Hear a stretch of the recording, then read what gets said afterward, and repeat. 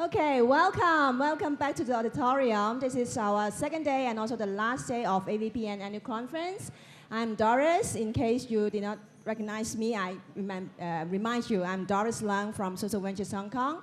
And we have a very fruitful days in the conference because we share a lot and we understand the challenge and difficulty. What you see these 2 days is the most beautiful Hong Kong. You know, the nice university, the best food, you know, to see the very nice scenery of our harbor. But actually, same as any other cities, we are, you know, have any challenge that on the property issue. And so if you guys are still thinking how to spend your rest days in Hong Kong, I recommend you maybe today we are going to have a little tour going back to our office in SVHK, which is located in a district called Sham Shui Po. It's the poorest region in Hong Kong, poorest district in Hong Kong. If you are interested to see what is local community is, you can just grab me or Francis, our founder and CEO, if you want to take a look of real Hong Kong, the community, and also our new office, how to tackle the problem with the office there, then you can follow me and Francis. Just give a free tour for you guys to know more about Hong Kong. So let's start today. By the end of today, we will have Mr. John Zhang, Financial Secretary of our government, going to deliver the closing keynote. Yeah, hi. Good morning. Thanks, Doris. My name is Kevin. I've been your MC for the last 2 days and today as well. I hope you guys had some good sleep. And I think the restaurant yesterday, if you attended, was quite good. So thank you, AVPN, for organizing it. So today, like Doris said, there's quite a packed schedule, and it'll be as exciting as the one that we had yesterday. So before we get started, I want to talk about some logistics issues. So one thing is that the conference surveys still need to be done. So if you haven't done it and you know who you are, please get it done. The AVPN team is wearing red lanyards, and they'll be walking around with iPads. And there's 2 surveys, actually, so one for members and non-members. So remember, if you're a member, you have to do both. And also, the social media booth is still happening, so if you haven't been able to Twitter or Instagram or Facebook your photo holding up an AVPN sign, please go over there, and the hashtag is hashtag AVPN2016. Now, there's also a lost and found at the information desk. So if you guys have lost anything, I think yesterday someone lost a wallet, but that was found. There's a red notebook here that someone lost. So if you guys need to find something, please contact one of the AVPN team members or go to the information desk. And I guess Doris will talk about the People's Choice Award. Yeah, I want to remind you again that we will have the voting for, oh, that's the notebook, okay. And the phone, is it? What is it? Your glasses, okay, sorry. Oh, I'm getting aged, sorry, I can't see too clearly. So please grab the colleague, you know, get back the books and the glasses. Okay. At the information desk, okay. So we guarantee you, even you lost a wallet, we will get back to you, okay, perfectly. And yes, I remind you guys the investment showcase, you still need to do the voting. I'm sure you have enjoyed their pitch yesterday. As an entrepreneur, as a social entrepreneur, I really urge you guys to give them more support, no matter financial or network support, they need your help to make their project bigger. So the voting will be end by today, 2 p.m. So get to the program book, page 20, you will have the QR code to vote. Okay. Let's start our keynotes today, this morning. May I invite Mr. You should be Kun Vision, right? Very challenging to be Kun Vision. He's founder of Kun Thai Foundation. Vision is one of the very active social leader. How to say that? It's not politician, right? It's social leader in the corporate sector. He found 3 foundations to tackle inequality and create change in Thai society. So let's share his exciting story. Welcome, Kun Vision, on stage.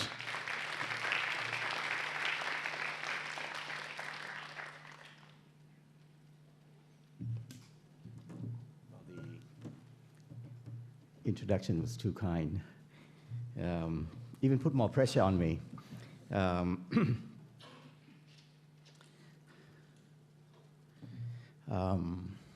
Well, first of all, Thank you very much. I'm honored to be here among so many people who are dedicated to making changes for our societies. I'd like to thank AVPN for inviting. I was hesitated at the beginning. Took me a few weeks to make my commitment, but I thought I shouldn't forego the opportunity to meet with so many interesting people, opportunities for us to collaborate, to share, to learn from each other, to work together in the future. So I took up the invitation. And then I started to receive so many communications, the themes, the topics, the many sessions, the programs. And they look so extensive, cover practically everything one would want to know about social investing. And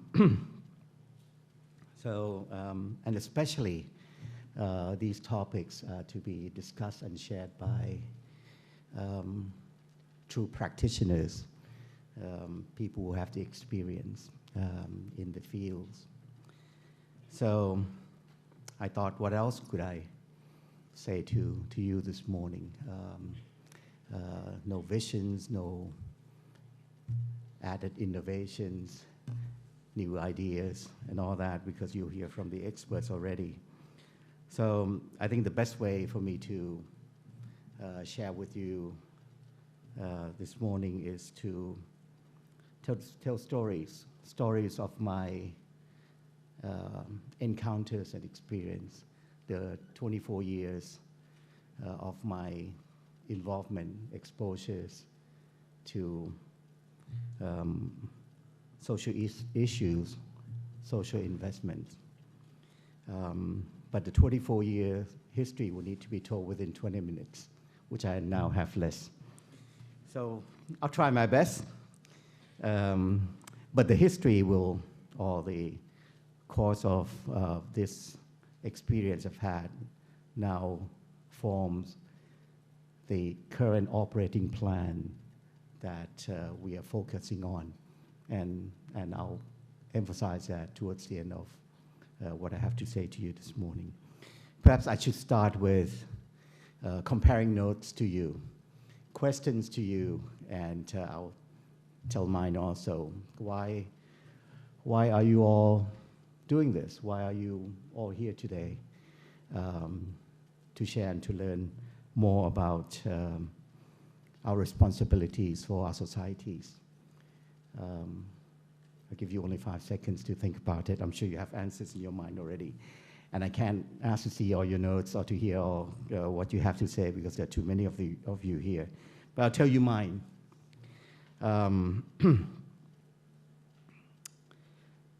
I came from a very warm and happy family of many brothers and sisters, parents who took very good care of us. So I was very happy. I have a very happy family, a wife and a daughter. Now my brothers and sisters have their children, they have their grandchildren, and we get together every weekend. So I should be very happy. But I found that I'm not, and I have not been totally happy since childhood, because knowing and learning and seeing unhappy people around. And so I couldn't be totally happy. And I have been worried. I've been worried about the future of my loved ones, the future of people I see, families, because there's no clear picture or no clear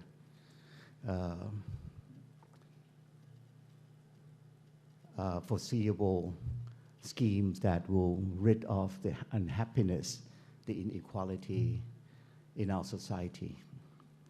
So I decided to be involved. I'm sure the story is not much different from yours. But anyway, so I'll tell you, I'll start telling you I think, three phases of development within this 24 years. We actually started off, trying to solve this unhappiness feeling in our minds with a frame of thought, a mindset, mental model maybe, similar to most people. That okay, I came from a business. I still am a businessman, though. Andrew questioned that. We'll do what we can. We'll do what we can to help. That's how we got started 24 years back.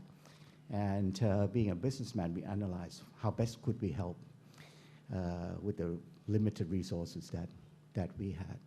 So we identified education for children was the best way for us to be involved, to help out.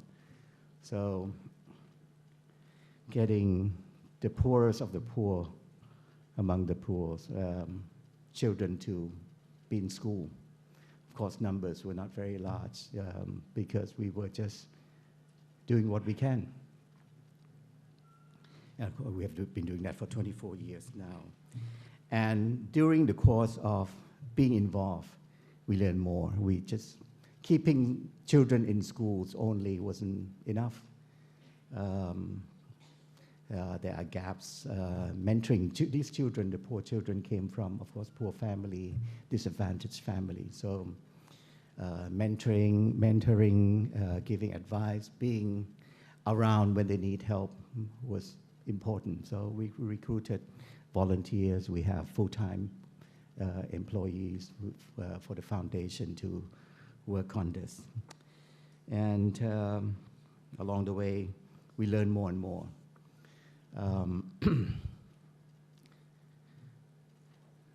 9,000 plus students have received the support of this Doing What We Can program up to date. About half of them, 4,000 plus, have graduated. 4,000 plus are still in school today around the country. Helping them to become good citizens, helping them to help themselves, and especially helping them to get out of the vicious cycle, coming from poor family, being poor, receiving low quality education, grow up to be poor and have poor family again. And as you know very well, being poor, there are many things that come along, the various social injustices that all face. So I'm happy to say that the ones who have graduated have mostly got out of the vicious cycle. They've become farmers, policemen, soldiers, professors, medical doctors, and others, which is fine. But throughout the years, we learned that there are many more problems in terms of numbers, in terms of types of problems. Today, based on official statistics, 4.8 million children within the school age come from poor family. They're the high-risk groups, like the ones that we're working with, but only 9,000. Very small in number. Out of the 4.8 million, every year we lose 100,000 of them. They leave school. Based on statistics, on roughly an average, about half of them get involved in drugs, human trafficking, various kinds of crimes. And also along the way, we learn about other problems. Elderly people, the millions that we have, especially, and over 1 million of poor elderly people who have very little care. I'm sure many of you have experienced looking after your parents. Very difficult to take care of older people, but it's even more difficult to care for people who there's nobody around to care for them, and they don't have the resources. Handicaps.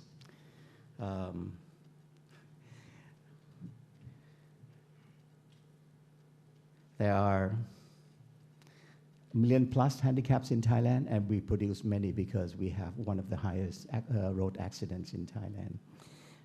About 600,000 of them are willing and able to work. Only about half of them are employed today, 50%, while unemployment rate in Thailand is very low, less than 1%. Imagine this disparity. For handicaps, 50% employed. For the others, 99% plus employed. So, and of course there are environmental issues, there is governance, corruption. We are known to be among the most corrupted society around the world, a big shame, of course. So, learning about all these problems, we thought, well, doing what we can is no longer enough. We have to move forward. We have to move out of this phase of just doing what we can, because it's far from sufficient. And we'll, the past 10 years, we are facing with even more problems. Disunity, social unrest, people are, fighting, and all that. So the second phase that we moved into and started the Kon Thai Foundation about 7 years back was we need to ramp up. We need to do as much as we can, as opposed to just do what we can. So how to go about doing it? Well, we need to find resources. There need to be more people involved. We need to collaborate, because we don't have the expertise in all these areas that I talk about, and we don't have the numbers, we don't have the financial resource and all that. So collaboration was the main theme of for Kon Thai Foundation. And it started to work out okay. And over the course of the past, 6 or 7 years, and I'll talk about the theme later on. These are what we found and what we have achieved. You see so many faces in here. Of course, I won't be introducing them. These are real people, real activities, real projects. They come from all walks of life. They are researchers, university professors, school teachers, business people like myself and the others, who else? Housewives, social entrepreneurs, people of young generation. And they've become, over the course of these years, with the space that we have been able to create, with the platform, with the intention for collaboration, they've become involved. And they have turned themselves into change makers, collaborators, whatever you would want to call them. And we have hundreds of them actively working on many social projects, scaling the works that we've done, increase the variety of works that we currently doing. And I'll cite some examples for the activities that they are all currently helping out. Researchers, university professors, technocrats in this picture work on many researchers, polls that help us identify problems, targets, what we can do, engage many people. Two persons at the top. One comes from chairman of the Thailand Development Research Institute, the largest research institution in Thailand, and they have some representations here today, I noticed. The other person was a former CEO of a market research company, private sector, and she was also chairperson of the association. And she got 7 other private companies to work on various researchers for us on pro bono basis. So researchers have rooms to play also, and they become change makers. There are other, and only 5 minutes, scary. Education, talk about scholarship programs, tools to help disadvantaged schools, digital learning tools to help out the teachers for mathematics and science, many, and people from various walks of life. For handicaps, employment for handicaps that we talked about, started off piloting the program, over 100 people the first year, 1,000 plus the second year. We're in the third year now. We're targeting 10,000 handicaps, employment for 10,000 handicaps. And hopefully we will tackle that 300,000 target that I mentioned. People from the business, people from SPOs, joining hands, collaborating to work on this program. Elderly people. A gentleman at the top, a medical doctor, a director of a local hospital started this program. He went out and found that there are all elderly people, no one to care for. So today, he started collaborating with local administrations, local volunteers, training care helpers, looking after 300 plus all elderly people, and we're ramping up the program for the second year. Corruption, big problems. The leaders of various organizations now joining hands to work on this, 6 years now. Making slow progress. Corruption is still a big problem in Thailand. We're ramping up with various pro bonos, volunteers, people again from all walks of life. People question whether we will ever win, whether we'll defeat corruption. I'm confident that we can with the models that we are working on. Environment, coastal area, coffee growing to save forests. Scuba divers got involved, school children through sports, kayaking. We work with the Sports Association. We work with collaborating with the Navy. We got 4 decommissioned battleships that are now used for sanctuary for fish and coral. So what's more important is the variety of people got involved and they can make the change. This one is, well, variety of platforms for fundraising and getting people involved. The last 2 minutes. Teja the cat, Sunit's creation is a crowdfunding platform. On the right-hand side, at the top is charity, chain of charity shop where we have over 200,000 supporters today. People get involved, buying secondhand products to support children in school. Food for Good program, 50 plus restaurants get involved, contributing a fraction of from the cost of the menu to support nutrition for the malnutrition kids. The one at the bottom here with all these smiling faces, they're mostly investment bankers. And this one on the right has now become the governor of the central bank. These are founders and collaborators to create a sizable fund, $45 million US. It's a dual purpose fund, ESG fund, investing in good companies, responsible companies, but also with a mechanism to contribute 0.8% of the fund for social purposes.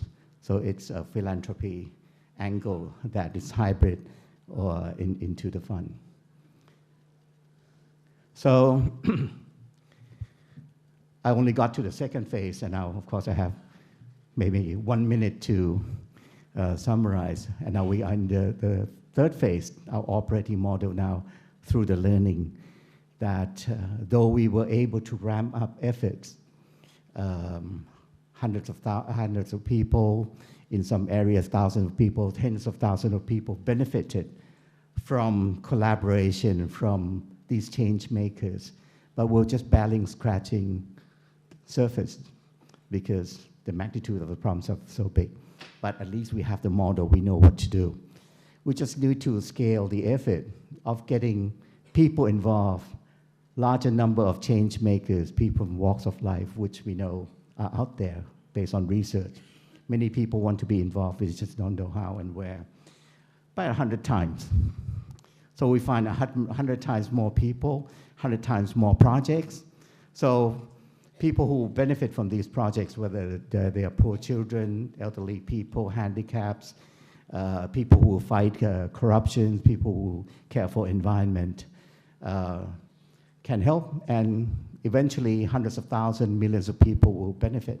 So it's a game of number, but of course, you need to create the platform, the space for these people to be involved. And many of them will turn out to be creator of these spaces and platforms. So this is our current operating mode.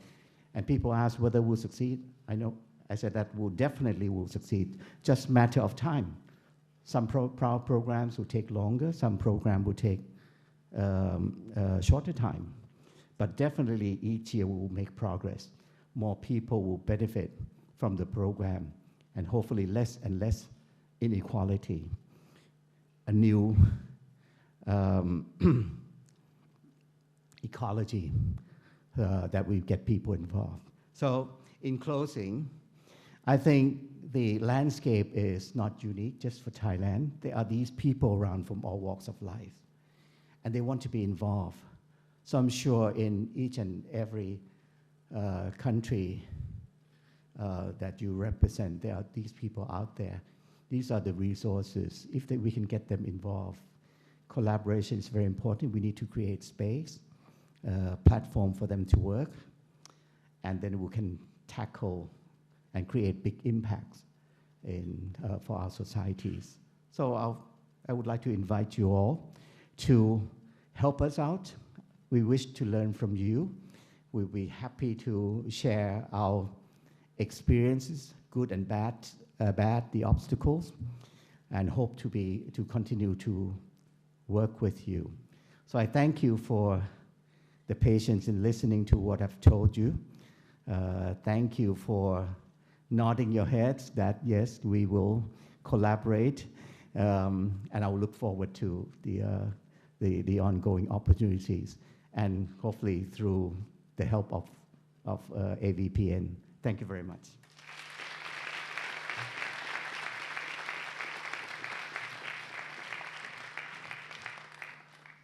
Good morning. Good morning. I know it's really early. Well, it's not that early anymore, but it is the third day or second day of the conference, and I know by this time sometimes people are a bit tired. So I want to first get you guys up on your feet. So can you guys get up on your feet for me? And we're just going to shake it out a little bit so that we have some energy, so that the people in the back row don't fall asleep. If you want to move up a little bit, please join us in the front. I don't think any of the panelists or speakers will bite. And say hi to your neighbors.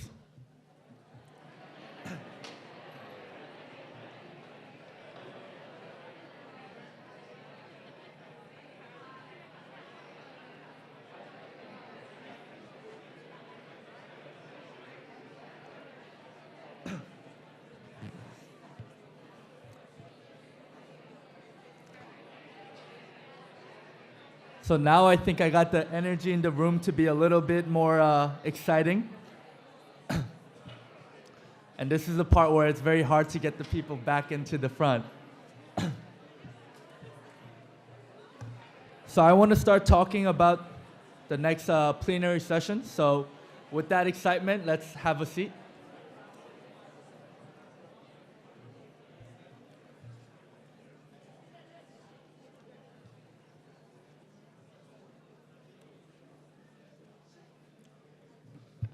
So I think throughout the conference, there's a lot of words that's been thrown around, and one of them is capacity building.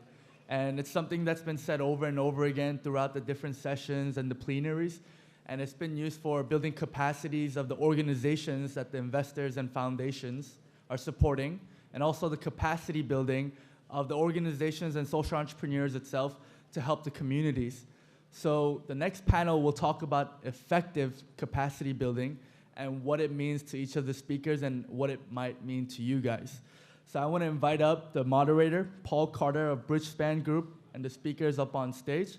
And today's speakers are Elizabeth Riker of New Profit, Cliff Pryor of Big Society Capital, Nagma Mullah of Edelgive Foundation, and forgive me if I said that wrong, and Joyce Teo of Community Foundation of Singapore. So can we please give them a round of applause?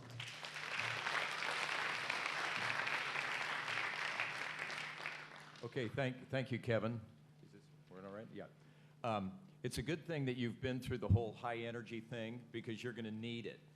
Because this is going to be the highest energy panel of the whole conference, and that's a promise. And it's appropriate that it be that, because this is, as Kevin is suggesting, this is a very important topic. In fact, if we think about the fundamental principles of venture philanthropy, one of the things that actually defines venture philanthropy is a strong emphasis on non-financial support in addition to financial. That having been said, all too often we don't really explore what that means, and don't necessarily provide to all of you a forum for exploring a lot of the critical decisions that each of you need to make in this regard. And so I'm pleased to tell you that that's going to end today, or it's going to start ending today.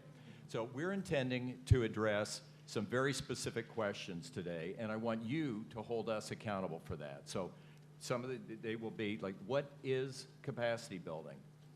Why is it important? What role can capacity building play for the strategy that you as an investor or venture philanthropy organization undertake?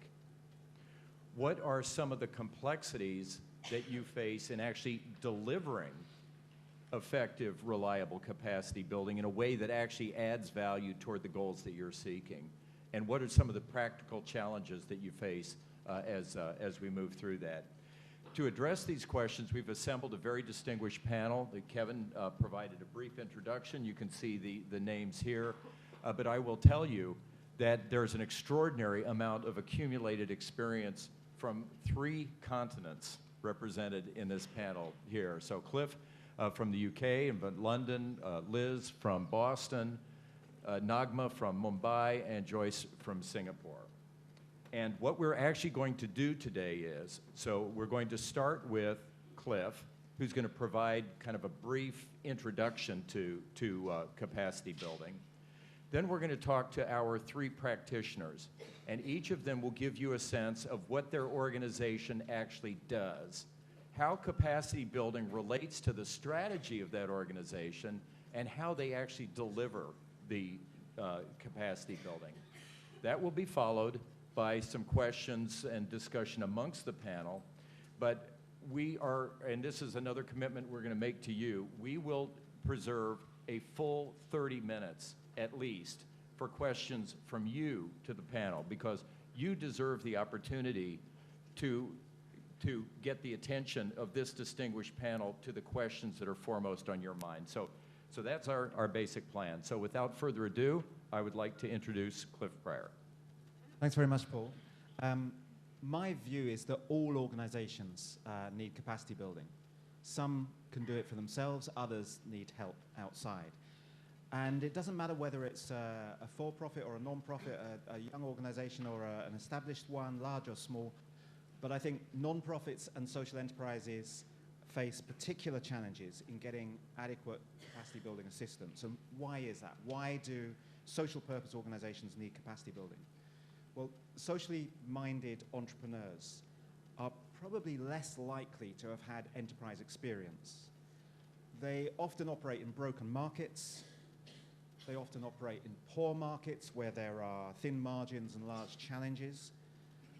And there's that rather powerful issue of moral hijack, where if you say that you're running a social organization, somehow you're not meant to be paying good wages, so talent may be tricky.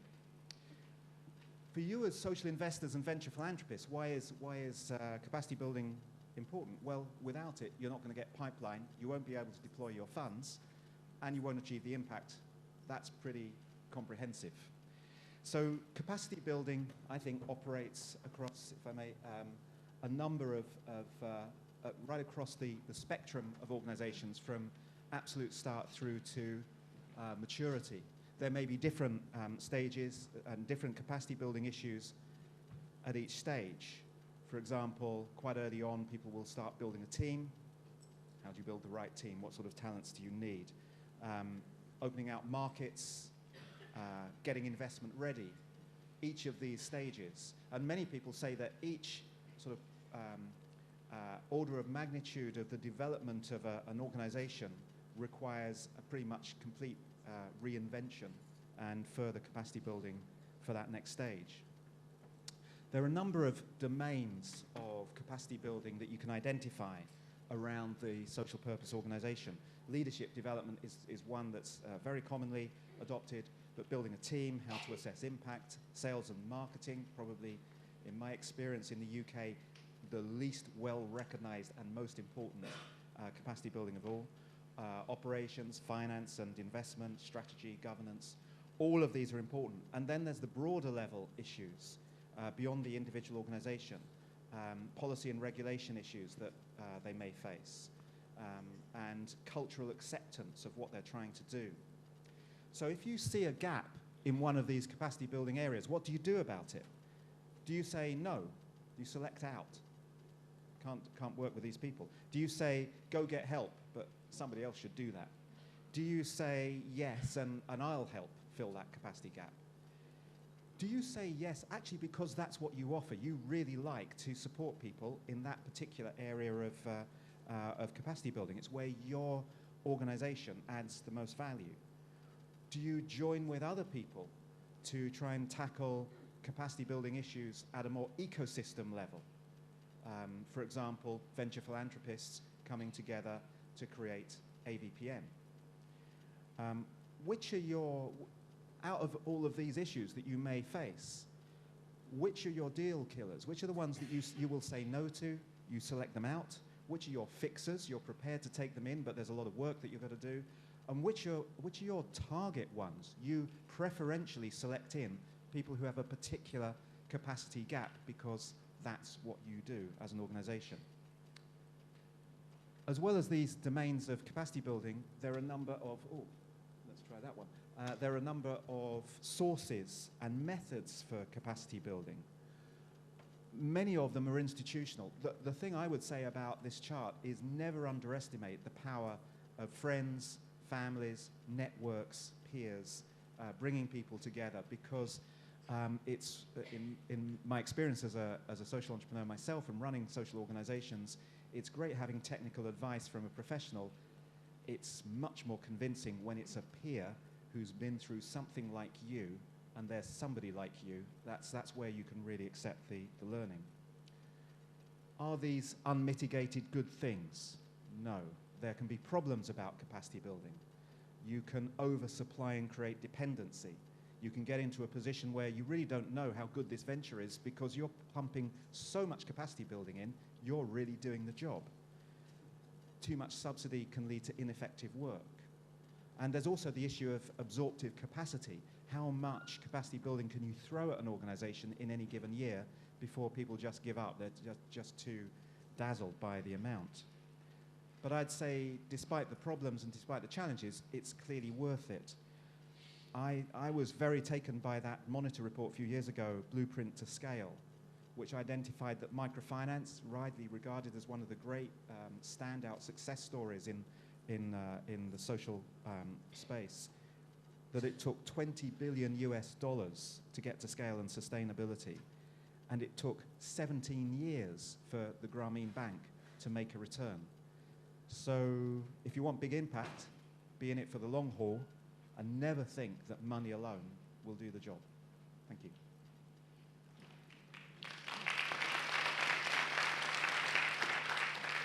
Okay, so now what we're going to do at this point then is we're going to switch to thinking about some of these models that are represented here these are among the most highly regarded capacity building venture philanthropy models there are anywhere. And so we're really lucky to have these individuals to share their experience.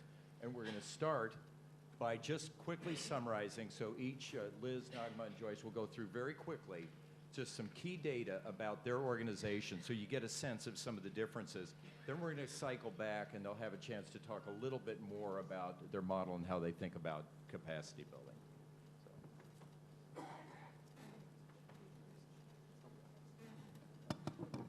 Okay, so Big Society Capital in the UK, we invest in social investors. We make investments only, we don't do grants. We support about 15 new candidates a year. Our typical investment size is big range, but the average is around $7 million US. We have 45 current social investments, and those social investors between them have gone into about 300 frontline social organizations.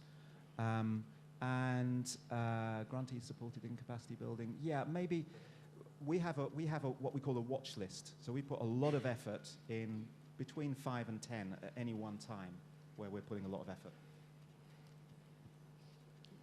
So New Profit, we support largely nonprofits. We are experimenting with a couple of for-profits. We make on average 6 to 8 grants a year, and the average is about 1.5 million, so they're fairly big bets. At any given time, we have about 30 organizations in the portfolio, and really all of them are receiving our full capacity building model, although at any given time, there's probably a third that are really getting an intensive support, depending on their needs and the way we set that up. It was good to step down. So hi, I'm from Edelgive. Edelgive operates from Mumbai in India. We have collectively today 50 grants that are live and multi-year. Every year we try to take on 5 to 10 grants, again multi-year support. And our target group is really the small and the medium. So we start with around $40,000 US a year.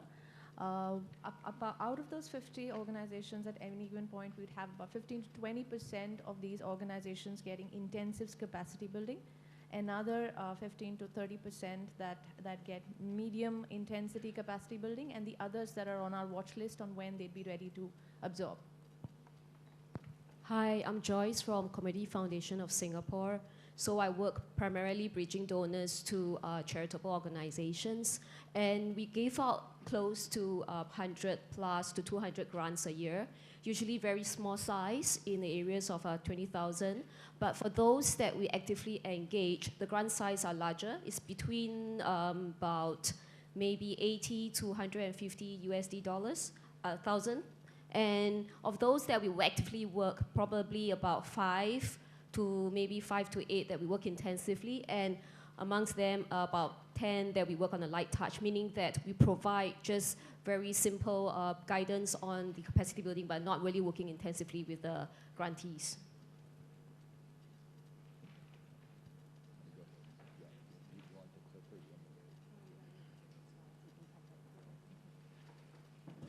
Okay.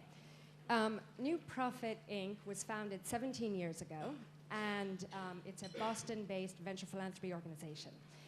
And at the time when we were founded, the real challenge that we saw in the US context was that very few innovations and models in the nonprofit sector were getting to any degree of scale. And so it was actually relatively easy in those days to start a nonprofit. I think about 100 were being started every day. And yet when you looked out into the landscape, something like 92% of them had budgets of $1 million or less.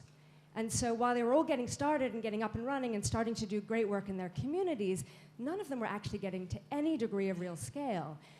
And when you looked at the organizations that were at significant scale, they had all been founded over 100 years before. So the challenge at the time really seemed if we could help these young entrepreneurs that were coming up with great models, give them the kind of capital they needed, and really surround them with support, we could potentially help them overcome these barriers to scale. And so our whole strategy really from there was built from that to make a relatively small number of big bets. At the time, our initial grant was a 4-year, multi-year, $1 million bet, and it was such a big news that we were kind of, featured in all the philanthropic journals, because at the time it was very rare to make that kind of financial commitment. And at the same time, we had a theory that we needed to surround them with capacity building supports, because we believed inherently somehow that the money alone wouldn't allow them to overcome what seemed to be this impossible divide. So we built our capacity building model around that, but it was very much an experiment. And I'll kind of jump to where we are today, but our model has definitely evolved over time. So our core offering today continues to be unrestricted multi-year funding. And the unrestricted piece we have found is critical. It's so difficult, certainly in the US context, to raise dollars that are just general operating, that allow you to do the work that you're doing, and that don't distract you into kind of non-mission critical work. So we've continued to keep that as a core part. And then our capacity building supports are really delivered through 3 elements. One is the actual deal partner from New Profit that takes a board seat and also becomes really the day-to-day advisor to the CEO and the leadership team. Secondly is we've really had an incredibly deep relationship over the years, first with Monitor and now with Monitor Deloitte, to help with pro bono support for our organizations. And then finally, we have a whole set of networks that we are constantly introducing, much to Cliff's idea early. Really, the power of the community really multiplies any effect that New Profit can have. And we deliver that both very informally through one-on-one introductions to investors, providers, other people we know in the field, but also through formal mechanisms. So each year we do an event similar to this, where we bring together entrepreneurs, policy leaders, business leaders, as a way to facilitate learning and introductions. That's the core offering. I have to say, in the early days, we really thought that the money was going to be the thing that our entrepreneurs most values, and the rest would be maybe neutral at best. And what was most surprising to us, as in those early years, once a year we're getting we do a survey of our entrepreneurs to see what's working, what's not. And what we learned was that the capacity building part of our work was considered as valuable, and in some cases actually more valuable than the dollars. And so once we started to get ready to graduate or exit from our organization, so many of them said, that's fine, we don't need your money anymore. We've built enough of an economic model that the money is not as crucial, but please, let us stay connected to the community and to the capacity building supports, because it's invaluable and it's still so difficult to find in the marketplace. So we've actually continued to deepen our offering in capacity building over the years because of that.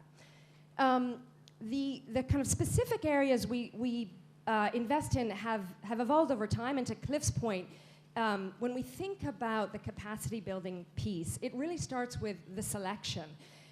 Because we only make 5 to 8 organization grants a year, and our pipeline is probably around 200 organizations a year that we're seeing, it's a very hard choice to say who's in and who's not in. And where we're looking for this kind of unique mix of enough of the core capabilities, particularly around leadership and impact, that it's worth making a bet, that we see that if we were to lean in, this organization could potentially really have breakthrough results. And yet, not so much of the capabilities that they would get there without us. And so at the end of the day, it's completely a judgment call. And we've had a lot of learnings, both where we've probably leaned in on organizations that really weren't ready for us, and others that, quite frankly, didn't really take that much advantage of the supports of New Profit. And so there's certainly a lot of learning and lessons learned around that piece. To date, we've designed our kind of core capacity building around key areas where we expect our deal partners to be able to deliver directly, and then other areas where we give more advisory support and we might outsource out.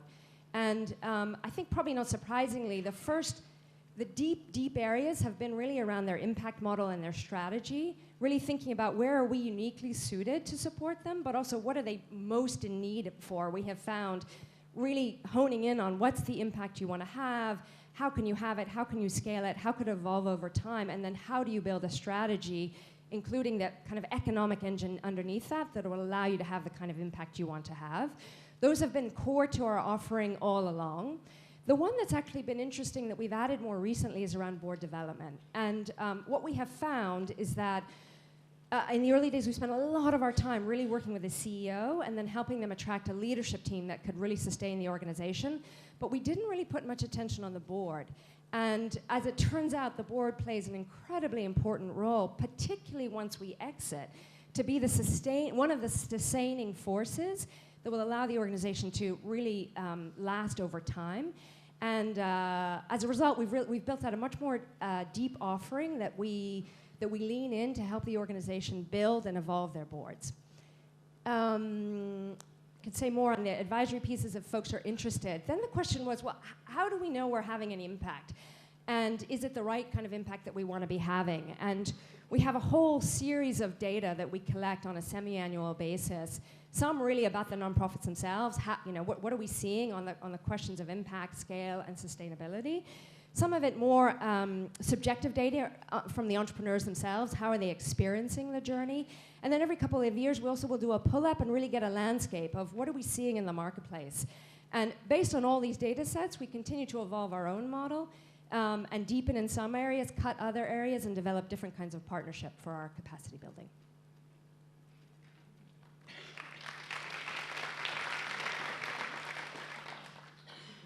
Thank you. So we're Edelgive. I've just given you a brief introduction of who we are. This is the way we operate. For the last 8 years, our core competency is grant making. We have developed a good amount of expertise in being able to pick the very, very good models that are working in the field, even if they're not in a great space in their life circle at that moment. Because we contextualize everything into what is the problem this NGO or this institution is trying to approach, and what is the kind of solution that they're coming in with. So with that on our minds is how we go through an entire screening process. That's our core competency. But along the way, we've made some very good connections, very good networks, and a good support of friends. So it starts with collaboration on the funding side as well. So there is a group of a number of HNIs, corporates, institutions that are constantly in conversation with, who come together with us on our journey to support nonprofit organizations. And when we support nonprofit organizations, we want to support them by both financial expertise as well as non-financial expertise. How do we get that done? We get that done through, and how, I will just come to the how very soon, but what it results in, one, stronger organizations, two, enhanced social impact because we're getting people together, and three is a very good social philanthropy network. This is how we operate. Can you change? Now, in our whole journey, we found that these organizations, in small and medium, because that's where we operate, their struggles for us when we started to categorize them came in 4 forms. One is strategizing, 2 is HR and organizational structure that supports them, 3 is the financial fundraising bit, and 4 is the technology. For us, we were able to bucket most of the problems that came to that we could identify in these 4 categories. And we would take that as our point of reference and how we can contribute to their journeys. How we do it is when the NGO comes in our circle, there is a thorough process of due diligence, which we're very, it moves over 3 to 4 months. But once we are sure that yes, this partnership will see some merit, this is going to be a good partnership, they become our investees. We call them investees because we really think even though they're charitable organizations, we're investing in something much larger, and it need not give us returns in profit. There we start influencing the process through financial investment, through capacity building support, helping them fundraise, and then eventually monitoring. They're with us from about 3 years to 7 years, depending on what kind of program, what kind of need it is. Even after this journey ends, we're very keen. We call them our alumni.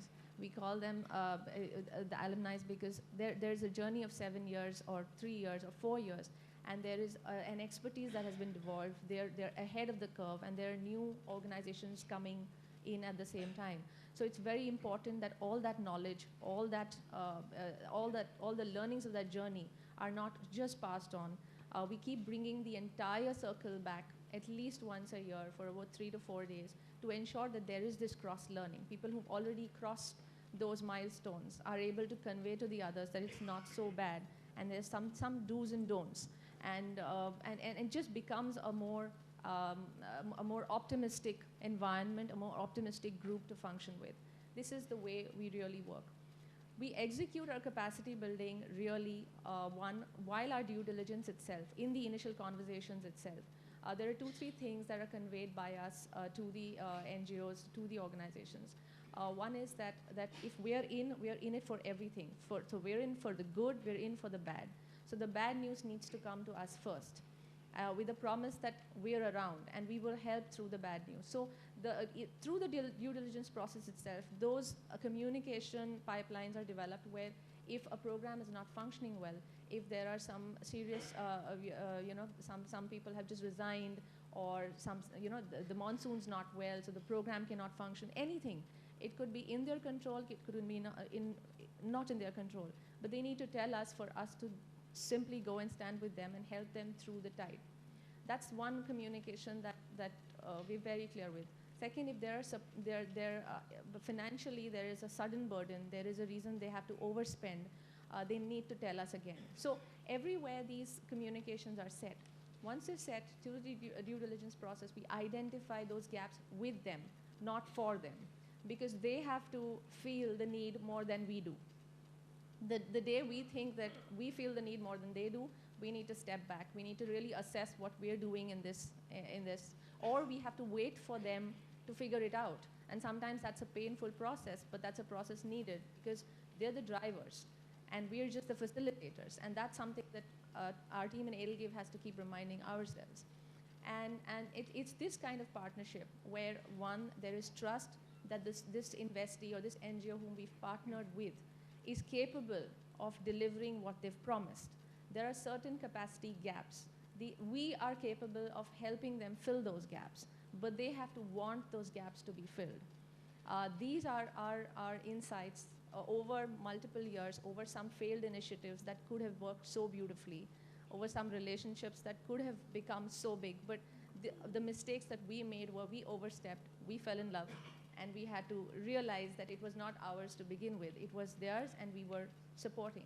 And I mean, there's a lot of technical bits that I can go to, but these are the guiding principles that have ensured that whatever we're doing now, most of it gives us very, very rich returns. Thank you.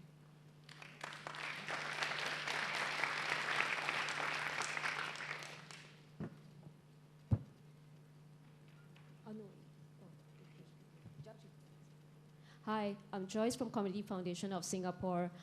Very different from my panelists here. CFS is actually a philanthropic intermediary, and we function basically really like a traditional grant maker in that we support charities, and our journey from the beginning is really to focus on donors. We work very closely with new givers, people who have just started out in their philanthropic journey and wanting to structure their giving, as well as being more involved in the social sector. So when we first started off, our work is very focused on working with the donors, understanding their intent, as well as looking at how to structure their philanthropy so that they could see the impact and in turn give more into the community in Singapore. So capacity building for our grantees came as a necessity after maybe 3 to 4 years into operations to realize that we have difficulties getting renewal grants from our donors due to the lack of capacity from our grantees to engage the donors effectively, as well as some organizational gaps in the areas of leadership, program development, as well as reporting and communications. I think Nagma has mentioned a lot about open communications with the donors, and we play a very similar role the way Edelgive does, in that we act in between our donors as well as our grantees in the way we do communications as well as our proposals, preparation and all that. So the way we do it is, the philosophy that guides our work is that we want to craft a balance between how and what funds can accomplish, as well as how we do that with the grant-making process. So we try very hard to build a win-win partnerships between our donors as well as our grantees from the onset, ensuring that they understand each other well, as well programs meets within the donor intent and the abilities of the grantees to deliver the program that they want to achieve. So the focus and our area of core expertise or capacity that we can bring to our grantees is in the area of active donor management. So in that, community foundations believe very much in multi-year grants, as well as an area in which we have seen success is our donors coming back to do renewal grants with the same charities or expanding to other programs that they fund within the same charitable organizations. So the way we do that and to do it well, we start very closely working on building relationship and trust with our donors as well as charities that they want to fund. So we do a lot of discussions with the charities to understand the work that they want to create, as well as ensuring that we can match them very well to the donors' preferences, intent. Even personality and chemistry is very important, especially with the leaders of the organizations that we are pairing up with our donors. And the kind of charities that we work most successfully is medium-sized charities with innovative programs that we are already funding for a couple of years, and we realize that they have some gaps in their capacity that we can help in order to build their programs to be more successful. And at the same time, like what Nagmar has mentioned, they must be ready for capacity building in a sense that they are open and they have the capacity to absorb the help that the donor is able to give them. Otherwise, it will be a miscomm and it's very hard to manage the expectations later on. And the last thing is the charity must be poised for growth in a sense that they are willing to see beyond and how they can scale their program at a larger stage.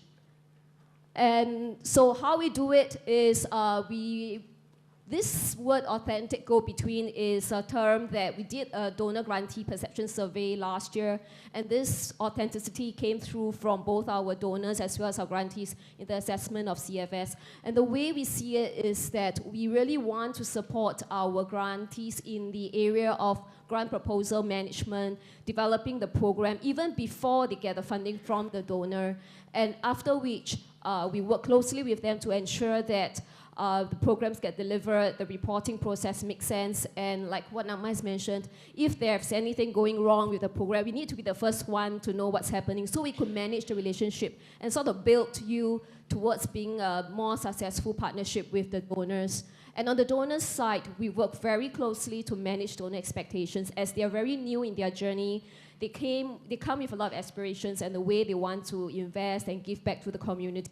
So we manage to ensure that things like supporting overheads, putting investments into development in talents, being able to pay to hire good talents, which is a very big issue actually in Singapore for us, as well as establishing open communications between the donors as well as the charities.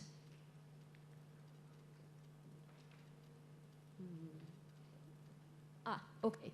So the way we do our capacity building is we weave it into our grant making strategies. So our grantees, the 5 to 10 that we work with, we coach them in-house and we collaborate with them in terms of some strategic partners that we work together. For example, the National Volunteer and Philanthropy, MPAC, a social enterprise, to provide them training in the area of donors engagement. We work very closely to programs as well as how to do reporting and explaining how they engage with the donors. And the last part is for corporate donors who come on board with CFS, we facilitate the skill-based volunteering for our corporate donors employees to actually go into the organizations that they fund.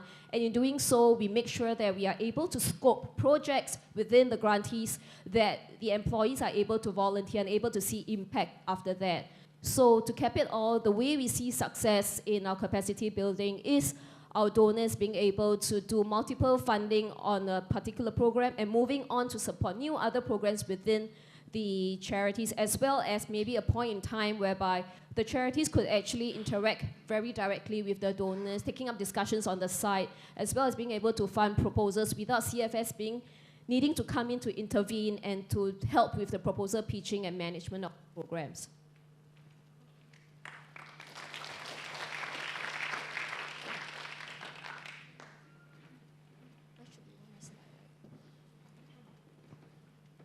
Okay, so you've now heard a lot about 3 different models, and I'd like to start with the question. We'll go back to this kind of summary slide just so we have this as reference. I'd like to start with a question that I'm sure is on all of your minds, and I'll pose this to the whole panel. So we've seen these different approaches that are different in several different respects. I mean, how many grants you make, how much capacity giving you provide, what percentage of your grantees you provide it to, and so forth. So as you, especially I'll direct this to our three practitioners. I'm now considering Cliff to be a bureaucrat. I've defined him out of the practitioner category for the moment. But so for our three practitioners, so as you've heard now, each of the others now pitch and describe your, so who's got the best model? I mean, they can't possibly all be equally effective. So who do you think's got the best model?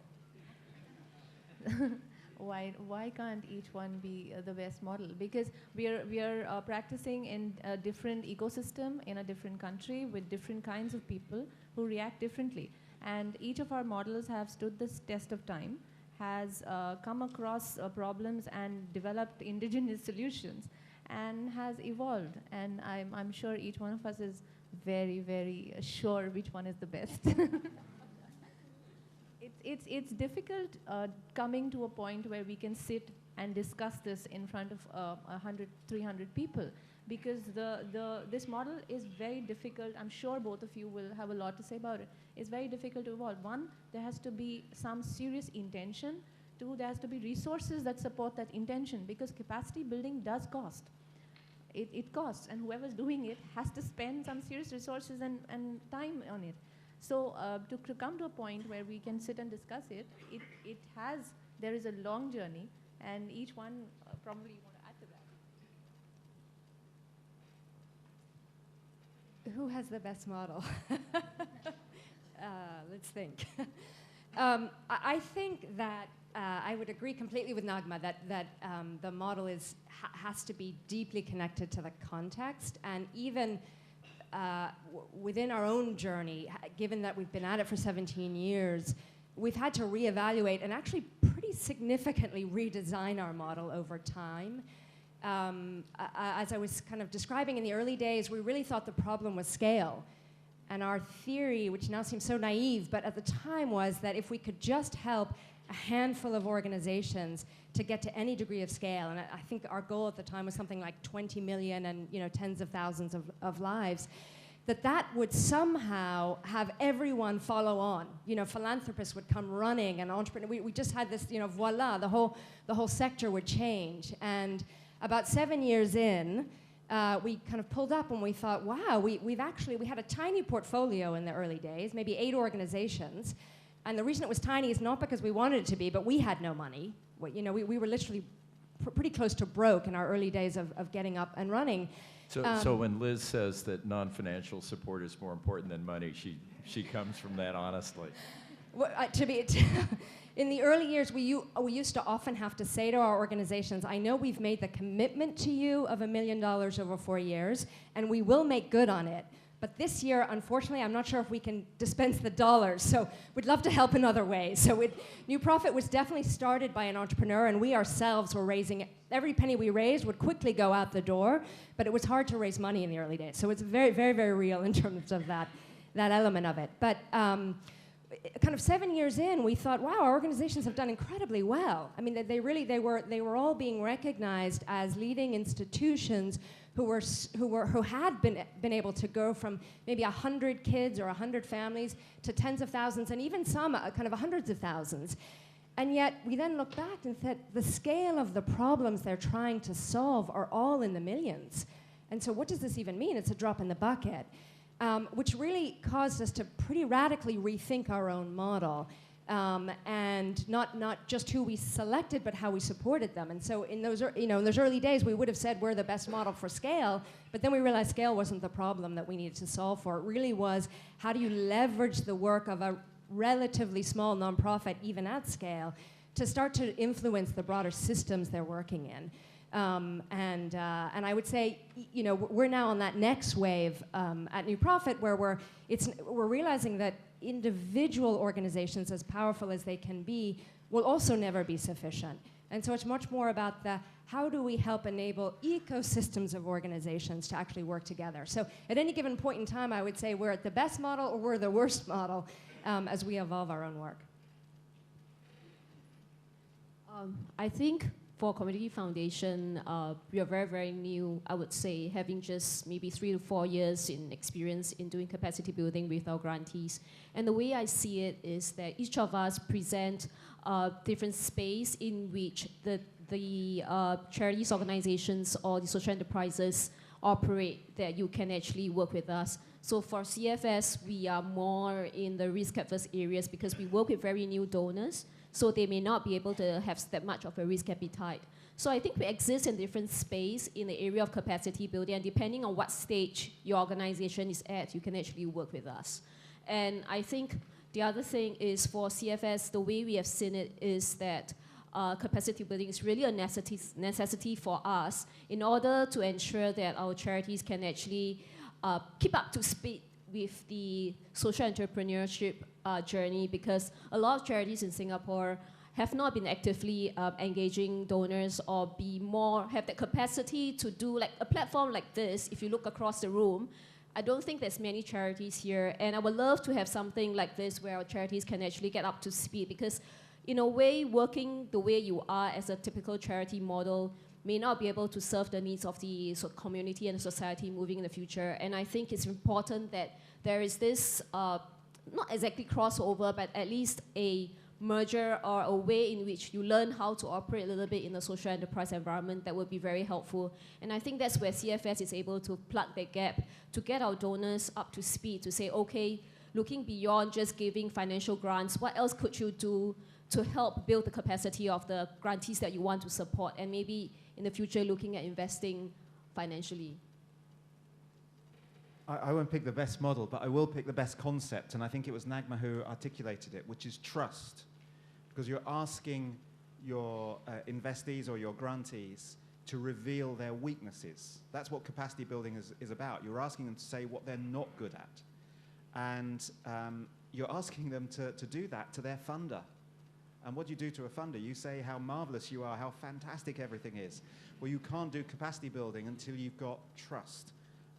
That's when you can have an honest dialogue. And trust is a two-way thing. It's not just telling the grantee, the investee, tell us your deepest problems, you can trust us. You've got to demonstrate that you honor that trust by showing that when somebody does say, hey, I've got a really big problem now, that you will respond to that helpfully, not in a panicked way, not in a parent-child kind of, you naughty boy, you shouldn't have done that kind of way. Establishing that trust is much more difficult than any funder or investor thinks. Having been on the receiving end for 30 years in my working life, really it takes a great deal to believe that your funder or investor means it when they say they want to hear what the problems are. So investing in trust, and that's, I think, the most useful concept.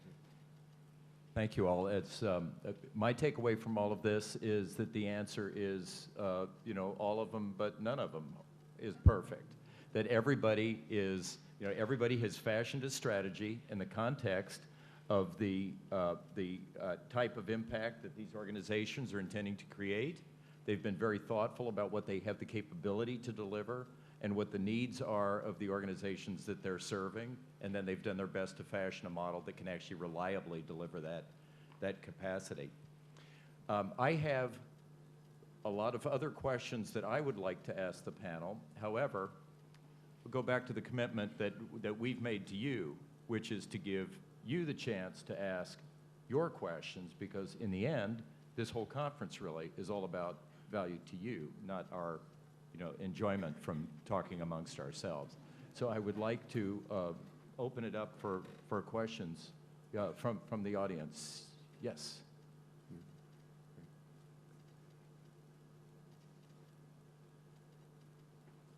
And it'd be helpful if you could, of course, or if you have a panelist particularly in mind, please direct that. Otherwise, we'll let our panel have at it.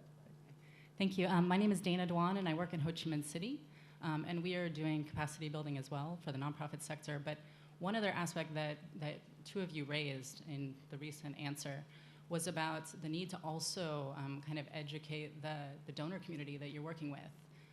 And that's something that we have been trying to do, but we're very interested to learn more about kind of you've mentioned kind of informal ways that you're doing that, but is there actually a formal way of building and leveraging partnerships with other donors? And you're very enlightening other donors about what is necessary for the nonprofit community. Thanks.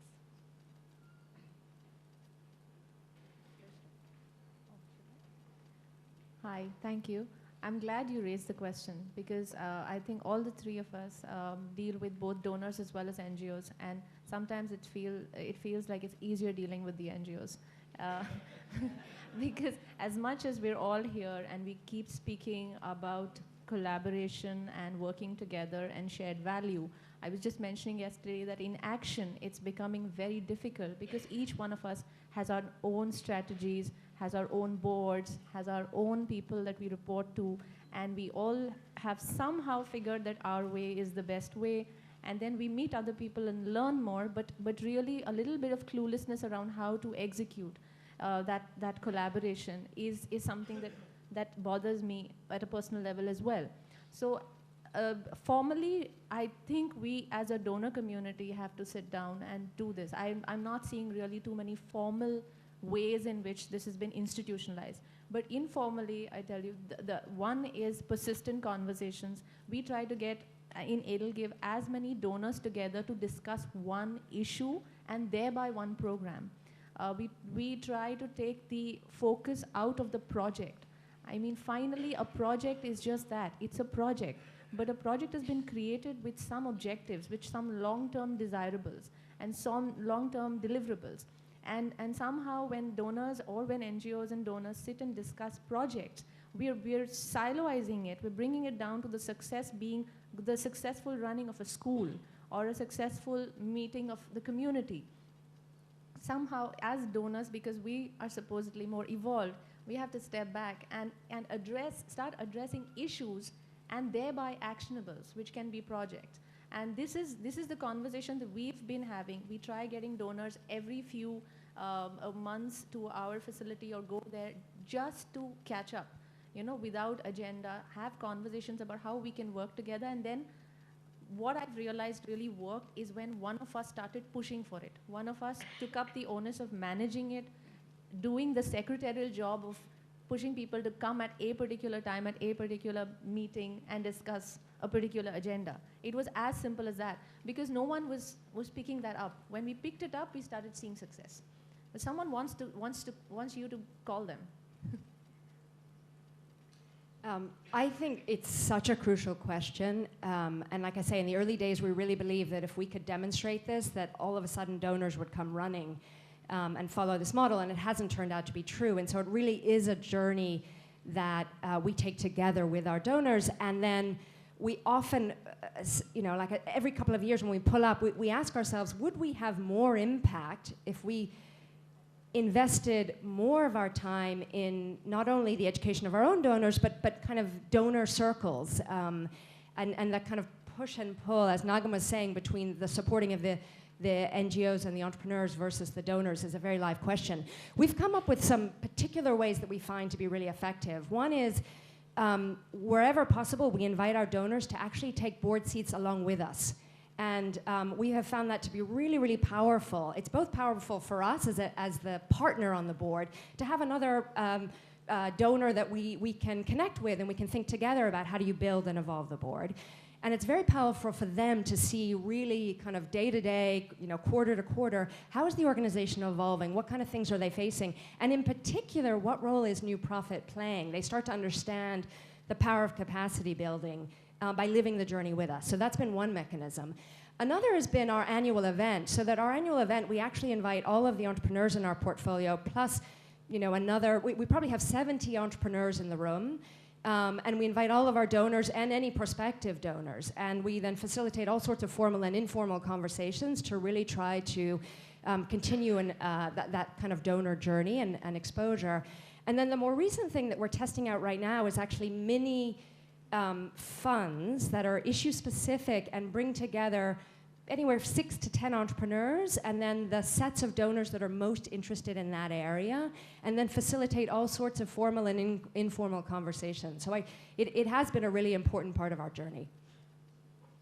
For Community Foundation of Singapore, what we do is we do have structured learning journeys that we take our donors across to charities which they may not necessarily fund, but in the area of interest or sector that they want to work in. And we curate that very carefully to talk about some of these issues so that it takes away the personality of the charity grantee that you're working with and to look at the issue on its own. And the other thing we do is we encourage our donors with similar interests to come together in very small group, because a lot of individual donors like anonymity. So they are very open to working in groups of 2 to 3, sense, not big groups like this. Something like this is maybe corporate donors would want to come, but not our individual ones. So then we take them on visits to the charities to understand the issues, and we take the opportunity to talk about some of the challenges that they faced above and beyond the program that they are funding or the organizational, so that we can talk about the capacity that we need to help. And if all things fail, or something that I find personally useful is we take both the donor and the grantee out for drinks. I mean, sort of, because once, it surely really works. serves multiple purposes. Yes, because once you move them out of the program talk where you really focus on outcomes, issues, and all that, right? And they sort of expand themselves and they look at the individual that they're working with and they see beyond just the program, but the person, and they build trust in that way. And we find that really successful on a one-on-one basis for those that we work intensively. And after which we really see an improvement in the relationship as well as the way they look at the partnership and all that. I'd just like to add one more thing to that. What we've found very useful is to make ambassadors out of our co-donors. If we can, amongst even if there are 10 donors, and even if 2 can become ambassadors with us, and that takes a little bit of investment, a lot of informal, like she said, equivalent to going out with drinks with us. But if they become co-ambassadors, like at least in 2 programs last year, and we only take people to visit sites in groups. So there's no single donor visits. There has to be people who don't know each other, who coming for this time to go through that journey of feeling, realizing, seeing merit in it together. And then basically figuring out who can be the ambassador, really striking that. And when he or she adopts it as a personal agenda, they are exponentially spreading it because they have no agenda at all, right? I mean, we're working for the non-profit, we're working for something, but these people who are either HNIs or corporates who are not connected, when they validate it, when they speak about it in other forums, they have friends who just come together and say, what is it, and let's just do, and that I found the quickest way. But to get to that point is the longest.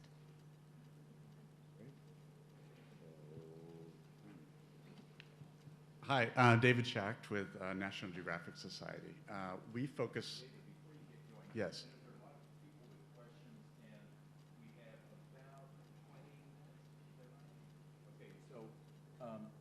Maybe, I hate to overly formalize this, but maybe if you could just, we've got these 2 mics, if you could line up behind the mic, and then our commitment to you will be to try and answer as efficiently as possible, but that way hopefully we can get more questions. So I have a sort of a 2-part question. The first is when you focus on capacity building, you've talked a lot about institutional capacity building, and some of the areas really focus on some individuals within those institutions, particularly leadership skills, communication skills. What mechanisms have you used to measure the success of building up those individuals? And have you used third-party evaluation tools to sort of take a really honest assessment of how good are you at doing that? And have you learned and decided there's some places where you're not good at doing that and you've changed course and worked with other organizations? Thank you. So yes, there are many institutional initiatives where we address the organization, but like you said, for the leader itself. So one of the most powerful tools amongst the others that we found is we are affiliated to a corporate body which has 5,000 employees. And out of those 5,000 employees, there are about 300 super achievers who've been identified. So that is the group that we've kind of targeted to become our ambassadors as well. So what we do is, in simple terms, get the NGO leader, and we have a proper process of mapping the interest and the skills of these employees. We've also by then mapped the profile of this individual leader from the NGO world. And as much as possible, what we do is we do a one-on-one link, and we convert this into a proper mentorship program. At the beginning of this, and it's very informally conducted so that there is no pressure on either parties. So you're getting together with no agenda, but we know the agenda. So we try to take the burden off them. So initially, it's a nice, polite conversation, but in 2 meetings, what happens is there is a window there's a huge door that opens up for the NGO leader in terms of what is possible, because he's grappling with the day-to-day struggles, and with his world vision is really his territory. What the corporate employee is good at, typically, is to make audacious targets, right? And to also then figure out the process of getting those audacious targets. When these 2 people hit it off, we have found some amazing results coming up. That's one of the most successful ways in which things have happened, and the way we've monitored it is really the results change. The targets, when the proposal comes next, it's got numbers that have never come before, okay? And it's not just numbers, it's got processes to achieve those numbers, and that is very heartening. He might underperform, but the fact is the leap was much bigger than what it could have ever been if someone had not just nudged him and said, why are you just looking so far? So that is one thing. Our own evaluation, really, we've done from our NGOs. I know that's not we need to do a third party, absolutely no one interested in us kind of an evaluation. But why we're very heartened by this is the responses, the NGOs who did not want capacity building are now pursuing us with all gusto, because they've seen their peers shift the way they work. That is a huge thing. And also the kind of NGOs that are approaching us now, and actually saying before even the funding is closing, saying that we don't care how much you give us as grants, but we need these skills, and you need to do this for us. Now that's become a huge vindication of the work we've done. But yes, we have not spent resources on a third-party critical evaluation yet.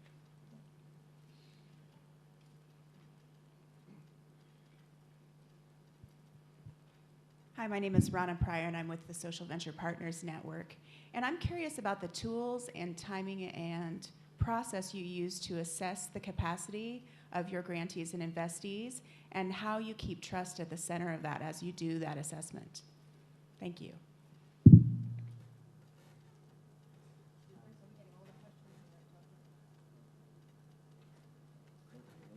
Okay.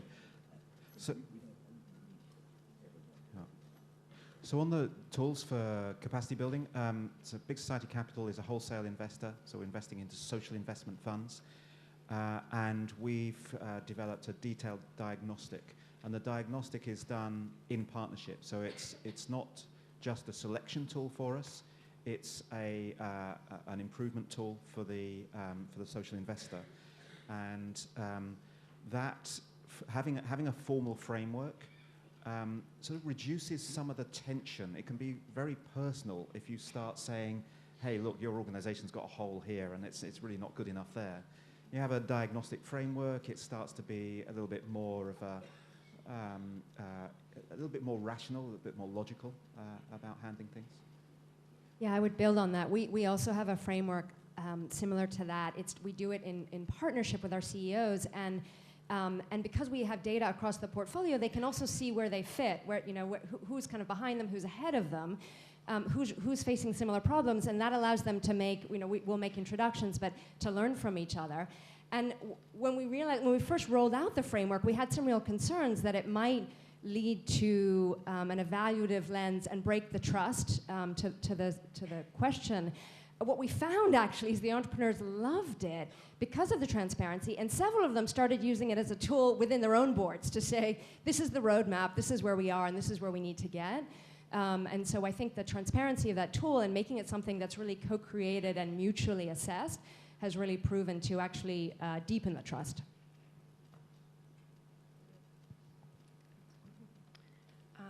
Hi, my name is Silvia Cadena. I'm with the Information Society Innovation Fund. I have 3 questions. First is, well, I mean, it is amazing, commend you all for the kind of work that you do, but if you were to do something different, or if you were to not do something, what would you change?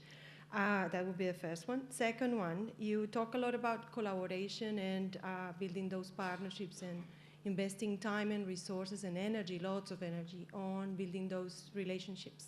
How much budgeting and planning you actually put next to it, and how much is your, I mean, in terms of percentages or something like that, how much you allow your investees or grantees or your network to do the same? So it is you doing the networking, or are you allowing others to also do the same? And the third one, on diversity, how you manage the different languages across the region to build capacity also in terms of, it's all well and good when you can write a proper proposal in English and negotiate with donors or investors in English, but when you don't, how you target that, how you manage that? Thank you.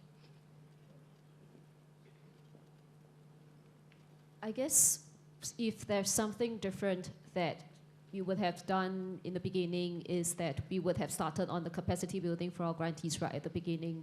Because I think we focus very much on donor centricity, and that gave us a big challenge in terms of ensuring that our grantees are able to match up to what we wanted to do.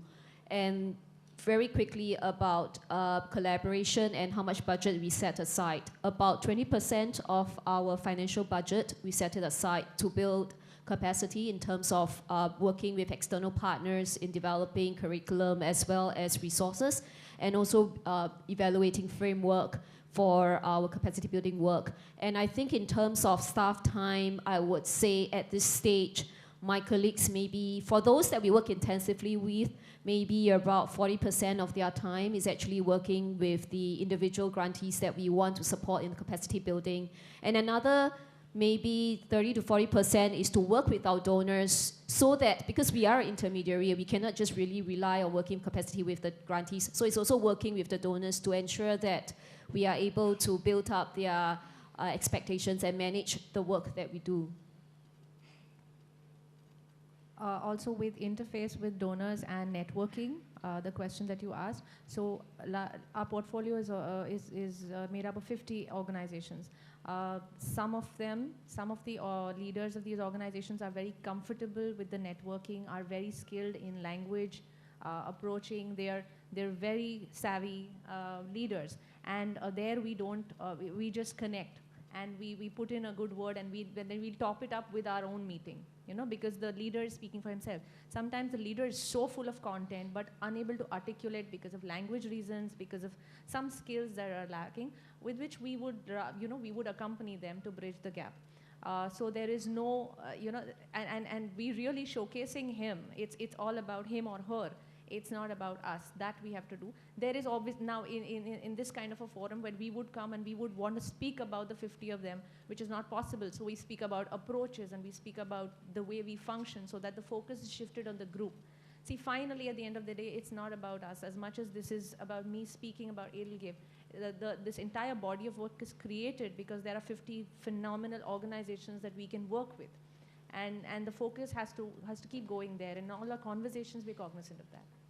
So to the third question, do any of you actually address or deal with language issues within your portfolio? Nagma, do you want to? Yes, and sometimes it's very painful for them as much as it is for us, because reports are delayed by a month, or in one case, report was delayed by 3 months because they couldn't figure how to translate it well in English. They were speaking in Marathi. They'd done the reporting on time, and we kept asking, and they would hesitate. And finally, I said, we'll just spend some money and get it translated by a professional translator. I mean, you just do your stuff in the regional language, and it's fine. But it's worse having it translated erroneously, and then the data gets screwed up, and then it's delayed. It's just a simple solution. Set aside some money, get it translated, and send it over. So we try to, as and when issues come, we try to address them. My name is Douglas Beal. I'm with the Boston Consulting Group. Paul, you asked which of these models was best. And you might argue that these are all the same model, where you have the investor or the grantee doing the capacity building. And there's probably a lot of folks out here that do capacity building that aren't investors. And if you look at the parallel non-social universe of private equity and consulting, there tends to be more separation. So my question is, in the social world, is there a greater reason or a greater advantage to have the capacity building done by those who are doing the investments? Or is there or could you argue that if the capacity building is done by somebody else, they could be a little bit more open with the consultant, for example, because they're not worried about their investee seeing what all the problems are. So if you could comment on that. Okay, so this model of capacity building will need a mix of all approaches. Largely, we do our capacity building ourselves with our, like I said, corporate volunteers or through sourcing of some consulting group. In a couple of times, we've had to set aside budgets and where we are out of our depth, where we will not be able to solve the problem as well as like a consultant would, we would facilitate it. I think why it works out when we are investing in an NGO and we are giving capacity is that somehow the deliverables get tied on to the capacity that you build, and there is a lot of accountability that comes with that. The first few failures that we went through is when we did not tie it up. We were very happy to build capacity. They were very happy to take capacity because it's such a win-win situation. But it fell flat because we had forgotten to tie it to the deliverables. So every time you're enhancing someone's capability to do some job, it has to show results after a year or two. And when you don't do that well, it becomes difficult. So it works well when we are conversing, we are facilitating, but very easily if the scope of work is out of our league, if someone else can do it better than us, then why not? We're not hung up on that. I think in the early years, we really believed that the consultants would do a better job than we would, and that they would have expertise that was not resident. And over time, we've really found the combining of the two to be more powerful. And so then the question is why? And I think the one thing is because we really are in for the long haul, the consultants typically come in, they're there, and we work incredibly closely with Monitor Deloitte. So we've had multiple years and years of partnering with them, and yet still the team that comes on board is typically only there for 3 months. And anyone who's a consultant in the room, you're just kind of hitting your ground at 3 to 4 months is when you really understand the client, the context, the issues, and then you disappear and go on to the next client. And so I think the continuity of having us present makes a big difference. I think the second question that allows it to work, though, or not work, is the trust question. I think both Nagma and Cliff talked about. At times, if there is not a trusting relationship, I do think the consultant can actually be effective in ways that isn't possible. And so really the onus is on us to make sure that we're constantly thinking, are we the wind in the sails of this organization? And so what does that really mean in terms of the only thing that matters on the strategy is that it's really going to unlock the entrepreneur's vision, and that we bring the pattern recognition from other organizations to help them really be the most successful they can actually be, as opposed to showing up with a particular perspective about what the outcome of the work needs to be. So, yeah, I think we found that. I'd completely echo that, and from previous experience with Unlimited working with social entrepreneurs, where we got to was that the in-house was the relational work. It was that constant, trusted person that you'd work with over time. The transactional work was best done externally. So, you need a marketing plan done or whatever it might be. So that difference between relational and transactional, in-house, out-house. There is a tendency, though, for organizations to believe their own hype. It's inevitable. So I would always urge, every so often, do an external, anonymous stakeholder survey to see whether people really believe your own view. Hi. you've sort of drifted towards the answer to this question in the last answer, but I think I want to put it out there to put a fine point on it anyway. In our research on capacity development, especially a major project we did for USAID, we looked at two kinds of capacity development, kind of development 1.0 capacity development, which is kind of the formal capabilities that are assumed to be board governance, rules, administrative systems, and all the things that kind of have historically made organizations fundable. But what we came to in the end was that there are other kinds of effectiveness measures that we call development 2.0 that are kind of boiled down to the relate, adapt, self-renew, achieve coherence, and achieve impact. And I'm curious in your development, your capacity development activities, if you find any conflict or any resource conflict or dual mission in sometimes trying to get organizations with the governance and kind of this development 1.0 structures in place, is that ever in conflict with kind of the organic ways that the organizations you work with are trying to achieve their development missions? And how do you deal with that? How do you straddle those two worlds to build more effectiveness? So, yes, because organizations are working in areas, organizations are complicated, the issues they're targeting are complicated, so there is no one solution, there is no easy, eureka moment when you realize, yes, I have to build capacity here in this fashion and it's all sorted. It's not. Usually they're layered. Usually they're overlapping issues. There is the 1.0 and there is the 2.0. We have to figure out in conversations as well as through working with them on which one needs priority, where what we think clashes with what they think. We have to have multiple conversations. Either they understand or we understand or both of us understand how to do something in a hybrid fashion where both these issues are not getting compromised. But really the way we have seen rich returns is by figuring out what to do first and figuring out what needs to come at what point in time. And all in total approval and participation of the NGO, because otherwise it doesn't work. I think we have time for just one more, and which is good because we only have one more person waiting to ask a question. Thank you. I'm Zoe from Social Venture Group. We are intermediary based in Shanghai. So I have a question about peer learning to Elizabeth and Joyce.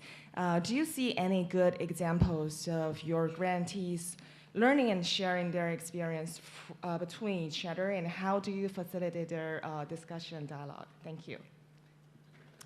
I think peer learning is actually one of the most powerful levers, and we have tried different things. Each year we bring together our CEOs for a day-and-a-half retreat, and so that's a formal way for them to be learning and sharing from each other. And in advance of that, we kind of survey them to see what's top of mind, and all sorts of methodologies for kind of case studies where they can really coach and advise each other.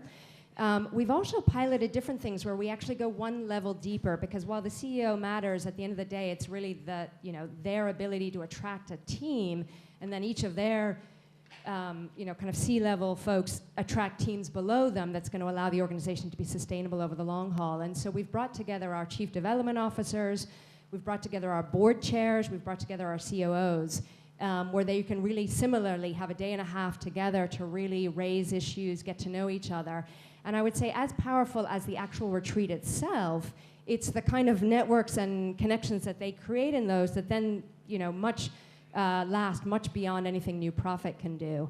And, if we had very, very limited resources, I might even pick that kind of capacity building over the one-on-one, because to Cliff's point, people who are going through the same journey and facing the issues live is really one of the most important vehicles for learning. So for us, we do two things. For our select grantees, we do very small group trainings in the area of a specific issue, and we take the opportunity for them to do peer learning amongst themselves, especially talking about failures. I think talking about failure is something that's not very comfortable in the Asian context. So we bring them together to discuss about their programs, and to see, okay, what areas work, don't work, and that's on a more structured level. On a more informal level, we have roundtables that we do with same sector-based organizations to come together to give them a little bit of time to gripe about, working with donors and things like that. Then after that, to facilitate the conversation to see how they could actually work together in terms of maybe coming up with similar programs or collaborating or even just networking and learning from each other how they could actually improve. And we do that a fair bit with a few other agencies such as, we ever do with AVPN? Not yet, right? Maybe you can start. And with MVPC is our strong partner for us to do this kind of work. Okay, with that, we're going to bring this to a close. Thanks to all of you. You've been an excellent audience, and please join me in thanking the panel.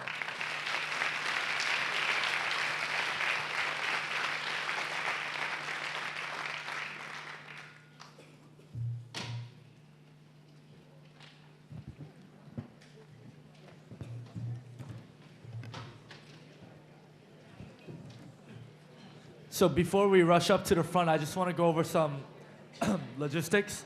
So after this, we'll have a short break and then a networking session.